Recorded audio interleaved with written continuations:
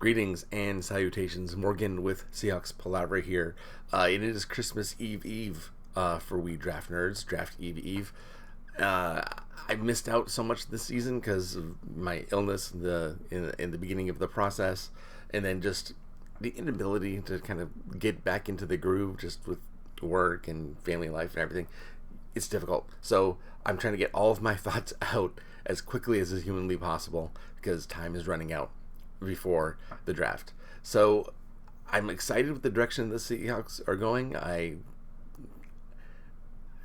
don't know what's going to happen in the future. No one does, but I think they've taken a lot of positive steps, even though they've made a lot of subtractions. I like Geno Smith. Replacing him with Sam Darnold could be a good venture. There is an easy out after 2 years or so to see if he's more than a 1-year wonder. So would it be a good time to perhaps get a younger quarterback in? We have Drew Lock and we have Sam Howell. I don't know why and Jaron Hall even, who we went through the effort of keeping on the roster. So we have 4 quarterbacks. None of them are really proven. We have Sam Darnold, who has the pedigree of being an old first-round draft pick. Was excellent last year in the Vikings with a very dynamic offense with some really good receivers. How is he going to be in this offense with a really bad offensive line, and we've got rid of 2 of our top receivers from last year in DK Metcalf and Tyler Lockett? It's going to be interesting. So this draft gives us an opportunity to replace a lot. That glaring hole I mentioned in the last video at left guard. Bradford was hurt. Is he going to fit this wide zone offense that Clint Kubiak is going to run? Is Clint Kubiak going to have the ammunition that he needs, that he wants? He had some dynamic weapons in Alvin Kamara and Taysom Hill. They were able to do a lot of interesting things on offense that we were necessarily capable of doing. So this draft presents a great opportunity to try to get there. On the defense, will Mike Macdonald find a unicorn in the draft that he's kind of fond of finding? There's not really a Kyle Hamilton type in this draft, I don't think, but there are people who can have that similar kind of dynamism to them that Hamilton brought. There's no real Alvin Kamara in this draft, but there's running backs that are similar. There isn't really a Taysom Hill, but there kind of is. So we can explore that a little bit later also. But I want to start out with the quarterback. Yes, it's quite possible that we'll be able to offload Sam Howell. We all know that John Schneider loves Drew Lock. He's back in the fold as insurance for Sam Darnold, either due to injury or ineffectiveness.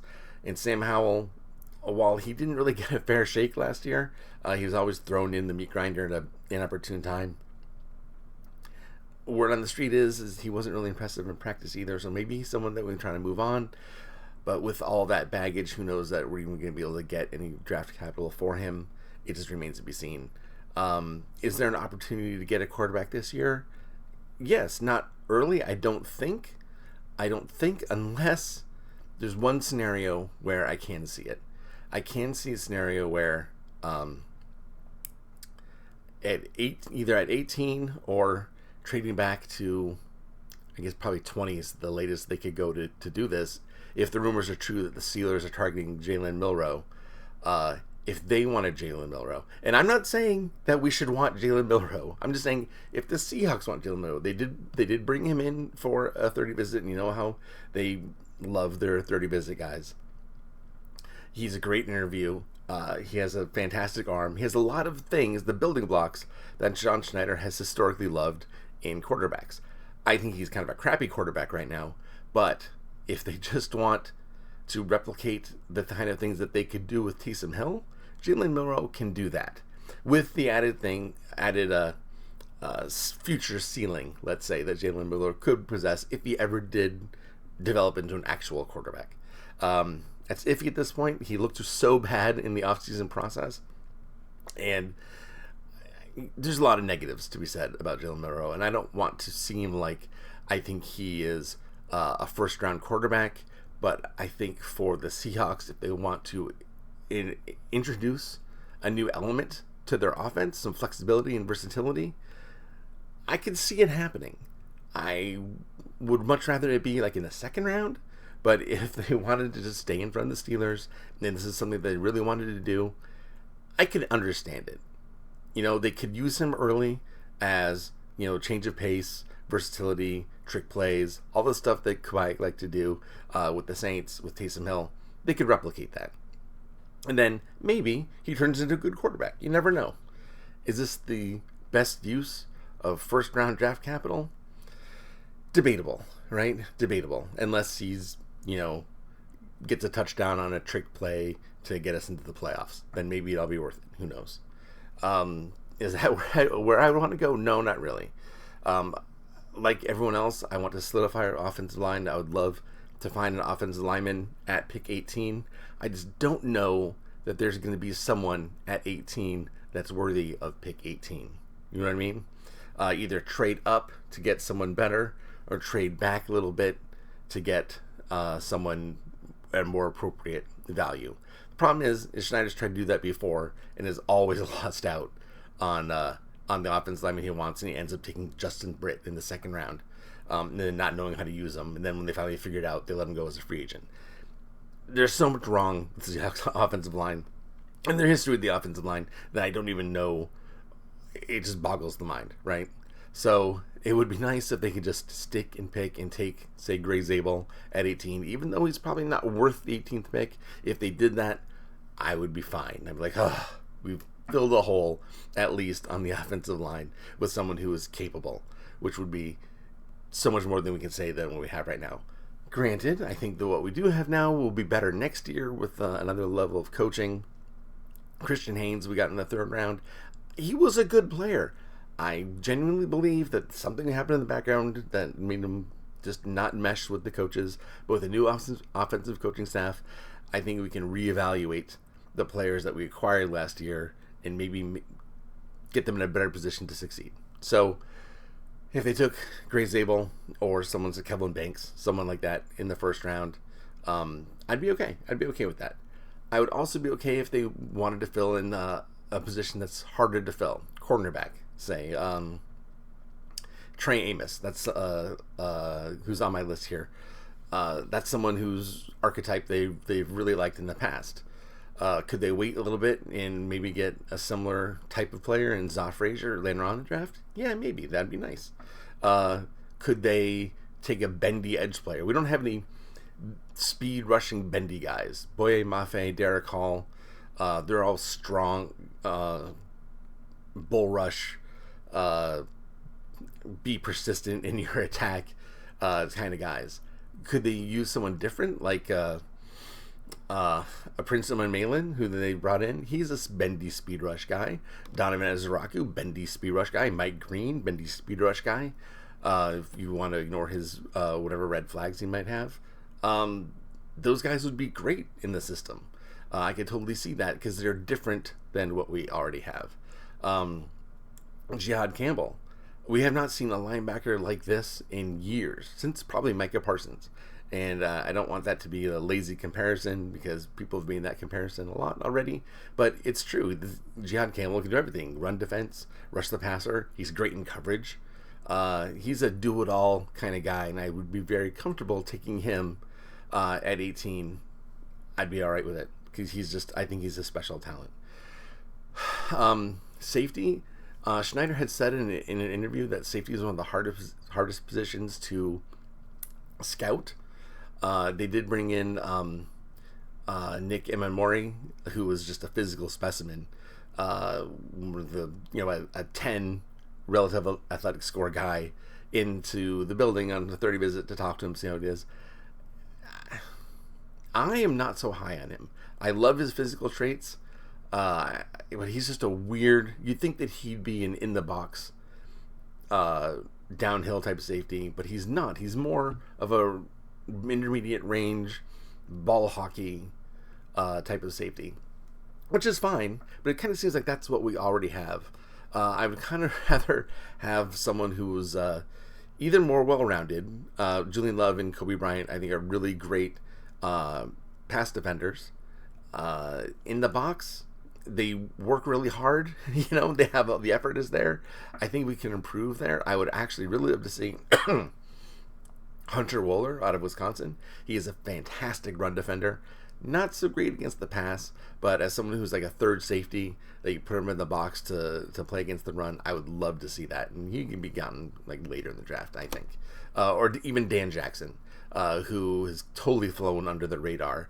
But at Georgia, he was just very, very, very solid performer. I wouldn't mind seeing him there at all. RJ Mickens I have on the list too, just son of a former defensive back who knows what he's doing. And Sebastian Castro out of Iowa, who in the fine line of Iowa safeties is just really solid. And so he's versatile. He can probably play anywhere. He'd be another great addition to the team, I think. Going back to quarterback real quick, I know we're talking about Jalen Milroe.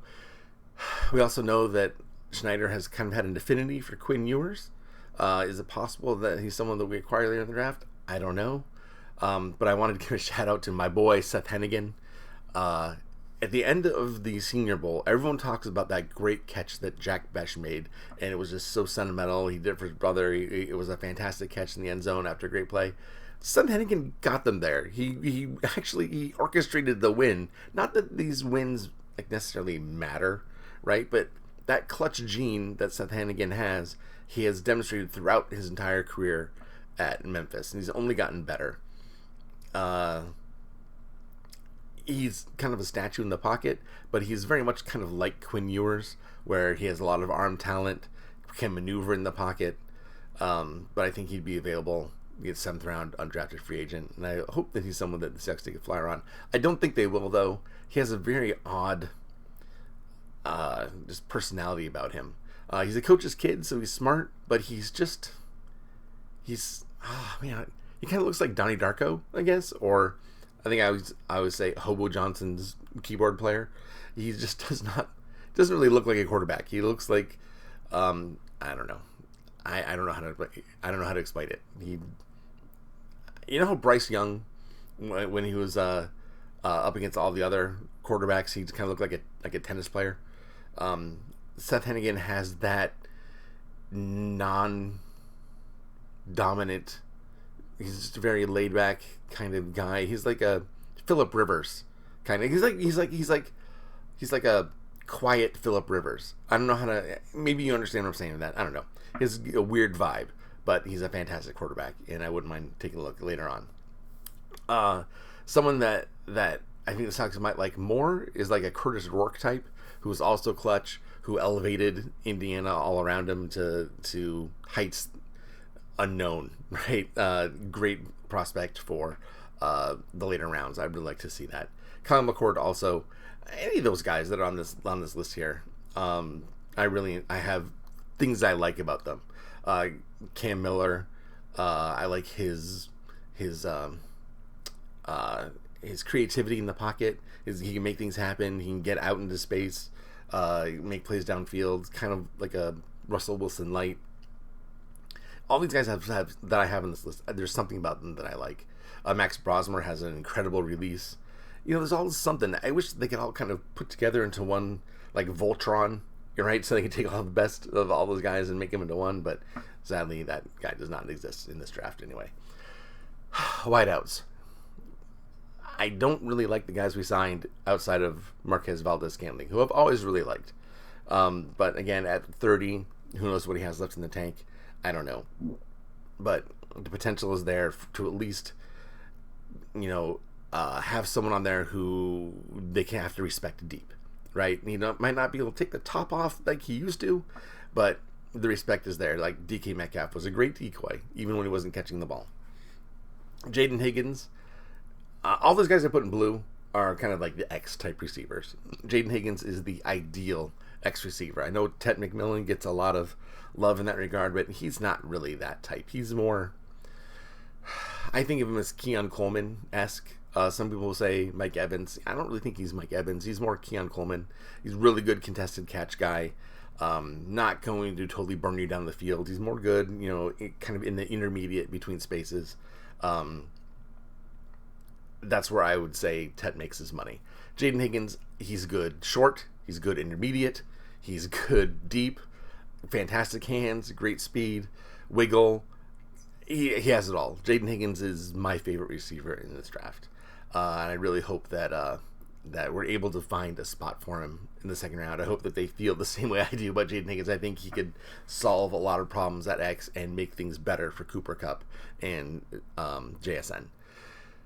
That said, another good X, Alec Iomanor, who's kind of sunken in this process a little bit. He doesn't get a lot of love, but the most aggressive and angry run defender I've seen outside of DK Metcalf. DK Metcalf would kind of pick fights with guys, off screen, the defensive backs. Iomanor's the same way. He takes blocking personally, and I know that's something that our coaching staff would really appreciate, and I know Schneider would love it. So I think Iomanor is a name that we should think about in the second round.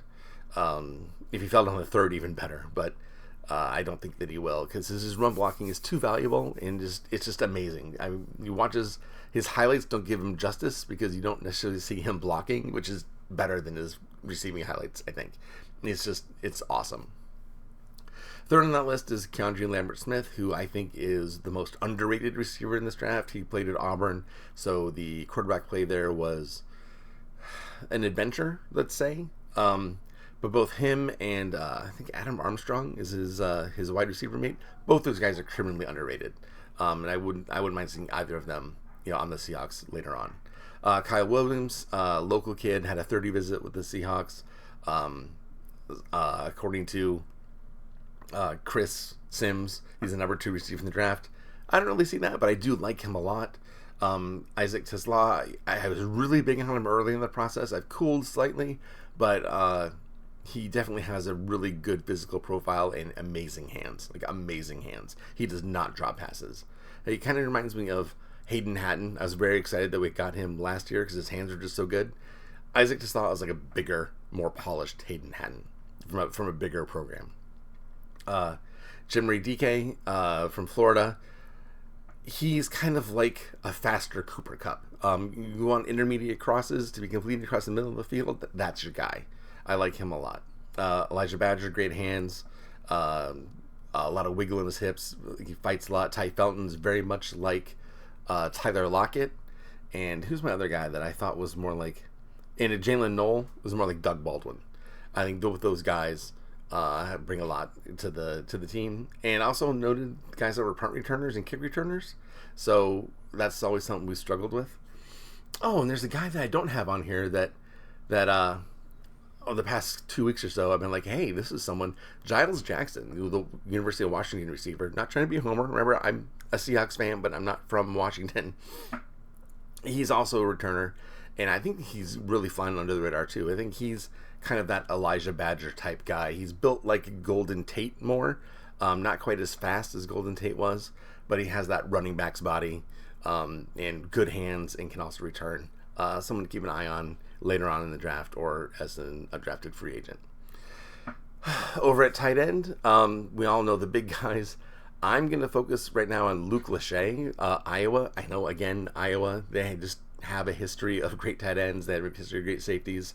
I think Luke Lachey is someone that we can snag later on in the draft to kind of supplement our wide receiver room. There's a lot of talk of Mason Taylor, and there's a lot of talk of Elijah Arroyo. There's a lot of talk of Terrence Ferguson, but I think that we can, as much as tight ends is a need, and especially in the offense that we're going to run, I think Luke Lachey is a really good target later on.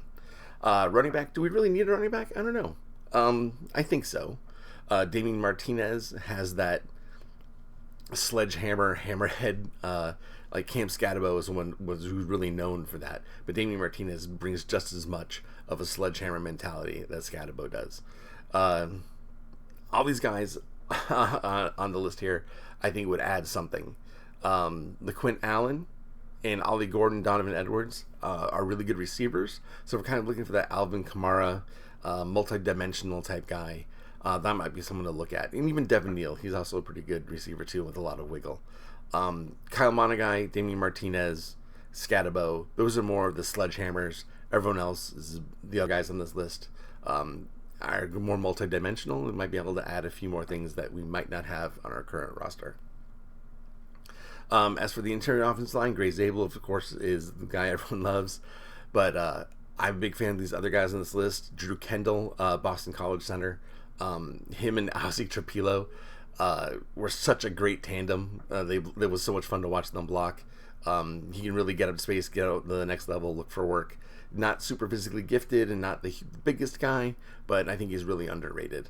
Of course, I'll take any other interior offensive lineman. Give me one, give me two, give me three, including a center. I don't care. It'd be great. We just need help on the interior. And at tackle, some of these guys are actually going to be, might go to guard. So it's kind of hard to evaluate these guys because I'm not really a scout. But Charles Grant, I think, has the ability to, and Logan Thomas, I think they have the athleticism, the size, the length to play on the outside. And we have to kind of think about Abe Lucas and his inability to stay healthy and kind of plan ahead. So as much as we focus on the interior, having a good backup plan for Abe Lucas is also important. Up here, I have the Roy Robinson Harris type, the Taysom Hill type, and the Alvin Kamara type. Those are just ways I'm thinking of our coaches and how they like to play. We traded for Roy Robinson Harris last year. He's kind of like the Brent Urban kind of archetype that Mike McDonald had in the Ravens, that it really seemed like he was looking for. So that's why they traded for Roy Robinson Harris, and of course let him go in free agency because he's kind of expensive, and letting him go was no dead cap hit. But those big ends that are in the draft, Jordan Burch, Jared Ivey, Ty Robinson, Tyrion Ingham Dawkins, Savion Jones, Tyler Batty, these guys are all between 270 and 290. So not quite three techs. You know, there's the standard 3-4 ends. And Carlos Dunlap. Remember Carlos Dunlap? He was kind of he was big in that way as well. So this is someone that I think that can really accentuate what Coach Mike really wants to do on defense.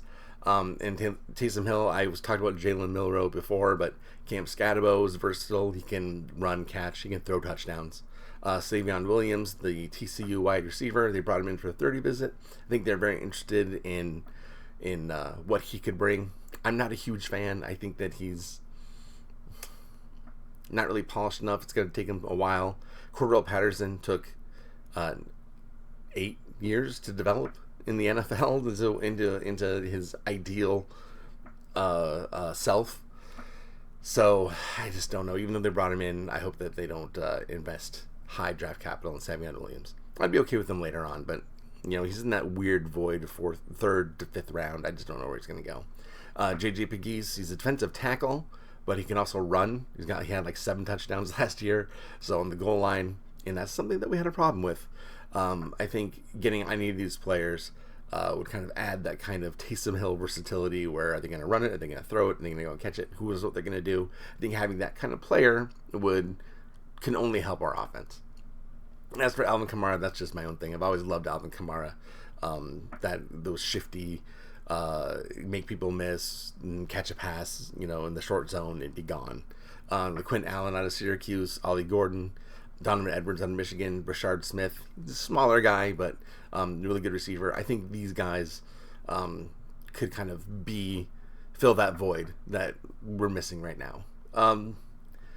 Anyway, that's kind of how I feel about it. I think they're going to want to look for someone to fill those archetypes. The Roy Robinson Harris, the Taysom Hill, Alvin Kamara.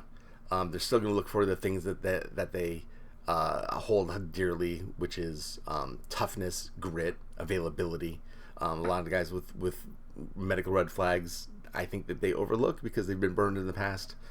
But ultimately, with 10 picks, and Schneider said himself that it gives them ammunition to move around the draft board, I think they're going to find the guys that they like, they're going to target them, and hopefully when all the smoke clears, we will all be very pleased with the results. Has that always happened in the past? No. But the past couple drafts, I think they've really, really nailed. So hopefully that can continue this year. I guess we'll just see. Let me know what you think in the comments. I know this is a lot of info, and I didn't really organize it a lot in my head. I just wanted to get it out there so that it exists, right? And I can reference it when necessary. All right. I will throw you a mock that I did recently, which is one of my favorites. There was a trade back where I was able to trade back to the 24th spot, where I got Jihad Campbell. Dynamic talent, like I said, linebacker we haven't really seen for a while. Very Micah Parsons-ish. So I think he'd be great for the defense. Savanai and Tate Ratledge to solidify the inside, and then also Jonah Monheim I got later on in the draft to center. So from right to left to center, right, center, left, whatever, we have potential starters for those positions. Jaden Higgins, the perfect X receiver in this draft. Jalen Milroe got at 55. To perform that kind of pace and thing again, not to start as a quarterback, but to be a gadget player, and then hopefully he hits his high ceiling. You never know, but we want to take a chance at that spot. Kobe Bryant at 97, the mouthiest cornerback in the draft, and I love to watch him play. It's a personal offense if anyone catches the ball against him. It's great. Jemery Caldwell, nice one tech out of Oregon. Za Frazier, basically Reek Woolen 2.0, even from the same school, to kind of hedge against him not developing, him regressing, or just not wanting to pay him next year. So he's in the later rounds. And then in the 7th round, Dan Jackson and Luke Lachey, so covering the safety and tight end. This is a pretty comprehensive, safe draft. Had got some players I really like. I really love Jihad Campbell. I love Jaden Higgins. I love Tate Ratledge. I love Kobe Bryant. I'm happy with everyone else. So anyway, I thought that was a fun little draft that I did. And one more day, right? So comment down below what you think. Send me a like and subscribe. That'd be great. And I will see you guys next time. All right, thank you.